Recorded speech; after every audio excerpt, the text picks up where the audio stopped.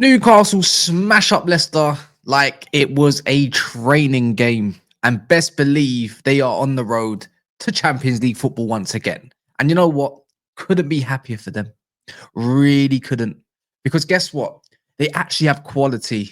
And guess what? They don't play like a bunch of robots. Defensive football every day. You know what I mean? Gung-ho football where you're leaving yourself exposed. Well-deserved win. And yes, some may say, oh, Cass, it's only Leicester. You know, oh, Cass, why are you talking on another team that you don't support? Whoop-de-doo, mate. But you can still beat another team that's crap and still get some positives from it. And the positive, probably Jacob Murphy. We'll talk about that guy anyways. We'll get straight down into it, but he just smashed Leicester. What an easy game.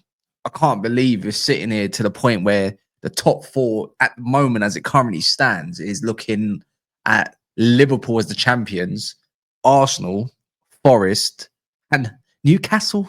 So kudos, but you know, the test is coming. But we're going to break down the game. We're going to talk about it little by little. A lot of it pretty much was generated in the first half, I found. Second half, you know, lower your guard a little bit, go easy. Don't need to produce massive amounts of energy.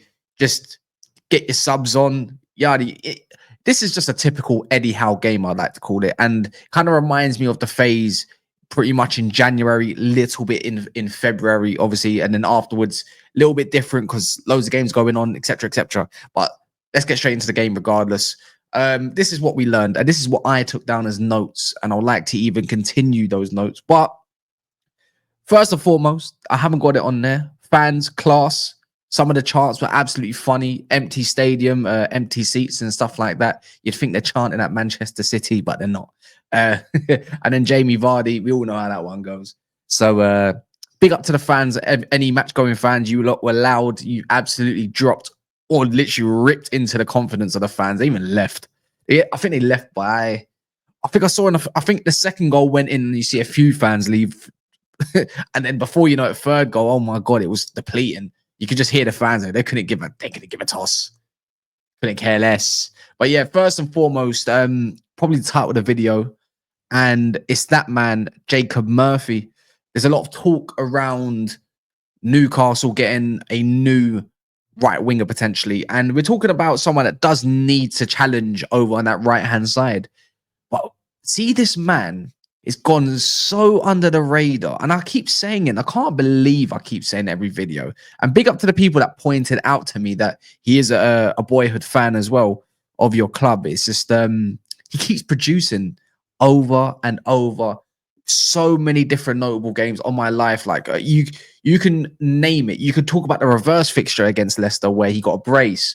You could talk about notable games. Maybe his best game of the season, which was Ipswich. And yes, I've just mentioned 2 relegation for the teams, but what about Arsenal in all the fixtures he's played there recently as well? I think Feb, he dropped a little bit. Forest, he gained a little bit of form. I think he scored there as well. We talk about Wolverhampton at home. We're talking about Southampton away. We're talking about Fulham at home. You know, that was a wicked game. Even though you lost 2-1, right?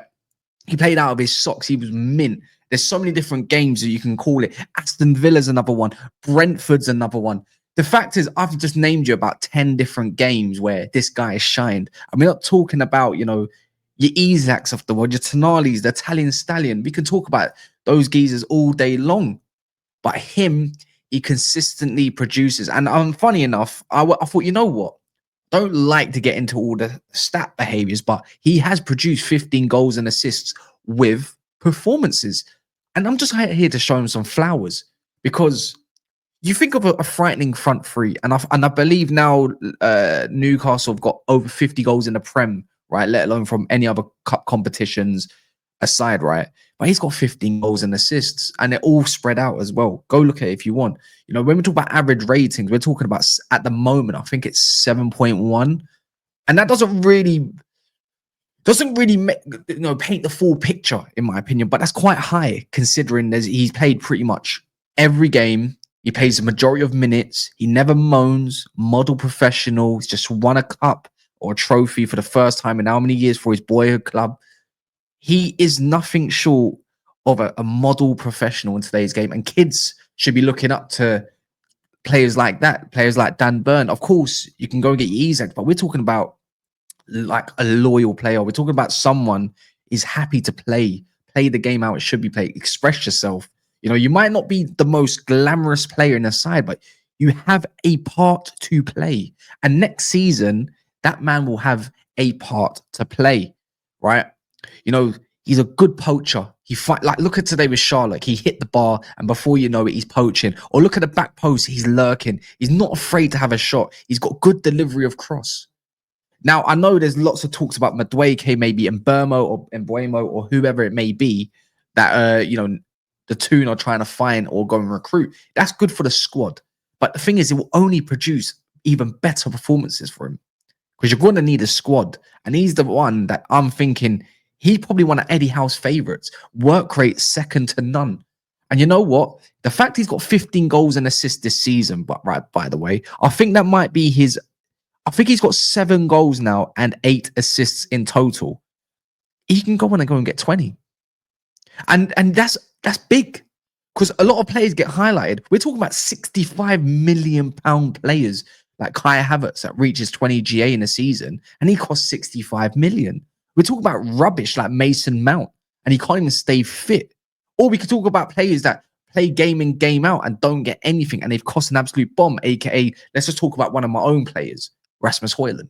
So there's a lot of different factors that you can produce for this man, but he needs his flowers. And today was the Jacob Murphy show. Simple as that. And many other players as well. So but I hope you like the little piece on him. But we're going to break down other bits and bobs as well. You're watching this, you're probably thinking, there's no way this guy's glazing that performance, right? If you're not a Toon fan. But that was just an easy training session. You saw who came on, Bruno Gomes came off early as well. You saw him, I think his name's Mbula, is that how you say his name? Wicked player for me, a right winger as well, funny character. And the rest of the crew makes so many subs. The fact is Eddie Howe, and I'm gonna skip a lot of these points as well. I'm gonna go down. It's the good in-game management. That's what made it such a great game for the Toon and why it was a training session. Because at the end of the day, you could have went on 6, 7. It could have easily happened. Their goalkeeper Hermansen was making mistakes. Connor Cody giving it away. It could have been 5, 6, 7, 8-0. Easy, right? And that's the difference. It's just that it was a training session. I remember even Daps, he's just watching something at the moment. He was talking about, I know it's just Leicester, but look at the way we're playing. But they didn't produce that against United, which was obviously who we're playing next, by the way, is us two. But you can still take positives. Look how quickly you move the ball, how quick you get those recoveries. Make sure you get the win. No matter how you look at it, it's still 3 points, right?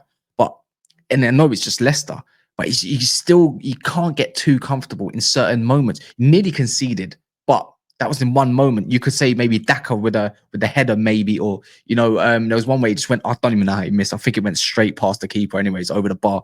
But that was all through the first half. It was just an easy display. And this is why I always say simple football will always equal goals. Don't overcomplicate a lot of things. And this is why I've grown to pretty much appreciate someone like Eddie Howe, what Jason Tyndall's doing, what the coaching staff are doing, what the fans like. And I stay by it. It's simply the best football for me in the entire league. I hate this inverted fullback crap. I hate the way there's no energy in certain games. I don't mind it being defensive as long as you win and counterattack. Some games you have to be tactically less naive than you had to approach other certain games. AKA sometimes the Arsenal game, Tottenham game at times as well. You get the win. It's been up and down sometimes for Eddie Howe, especially in Feb, right? Like the Fulham game. I don't know if that was in Feb, to be fair. That might be further back. But even just of recent results at Bournemouth and so on. But you always pick yourself up. I did say as well, if you look at Eddie Howe's record, the way he picks himself up after an international break in March, and I remember this after we beat you guys in the Carabao Cup final after you won the Trafalgar Square trophy. Sorry. You go on a good winning run. And right now, the test is coming up. You've just come back from international break. You got yourself a couple wins and whatnot. And then now, you're moving forward. Next game's Man United. Then after that, you've got Aston Villa. After that, you've got like Chelsea's of the world and so forth and whatnot. I can't remember exactly, but I know there's a good test coming up. And one thing I know about obviously the tune and whatnot is they love a big game. They love a big moment. Fans love it. The traveling fans love it. We like it because you know what you're going to get because the football is simple. You high press. You got the best midfield in the league. You got probably one, if not the best striker, bar Haaland in the league. You know, Anthony Gordon's back. You know, Murphy's on some good form at the moment. You know, last couple games especially. If you want to count Forest as well, then so be it. Maybe last few games. Right, big up for that one, by the way. And yeah, and you go on from there. That's just the way I keep viewing it. Even in defense, you look at Dan Burn, Nick Pope's coming to some decent form. This is the moment you need to push yourselves to top 4, top 5, even on solidify that Champions League spot. And the best part about it, I think, is that you've got a game in hand. I think it's against Crystal Palace. So there's a lot more to play for. You can really, even if you used to, let's say we drew, you still got that game in hand to say, you know what, but we're going to bump ourselves up. Nottingham Forest have got some difficult fixtures coming up. At I think 1 or 2, not mainly for them, but we'll see how that goes. You might finish third, you might not. But the next couple games are so important. So important. And do you trust your squad enough to get over the line? I think so. I don't know when Lewis Hall. I saw Lewis Miley come on the pitch. Not sure when Lewis Hall was back. Let me know in the comments at least. I know Botman's out for a long time, but you know, Shaw and Burn, you know, decent partnership. I criticised it in the past, to be fair. But recently, again, it's just like, you know what? They know what they're doing. They know what their strengths are. You might think I'm waffling a little bit, but you got to really like Trippier as well is coming to some nice form. You know, he wasn't really the main feature of this year, and maybe all that rest that he's been given is like rejuvenated his whole form and his whole energy going into the end of this part. And this is where you need your leaders, and he could definitely be one of them. And today as well, for me, the last one is everyone can have the man of the match. Every single one of them can have a man of the match. It was that easy. You can pick, obviously, the goal scorers. You know, Barnes got a goal as well from a Joe Linton. You know, again, rebound from a shot. I don't know if that counts as assist, but up to you guys. It's up to you. Let me know in the comments. Smash a like. If you like these videos, drop a comment as well. Much appreciated. And we move on to the next one, really. This weekend, it's going to be a difficult one to break down because I get real salty in a bit.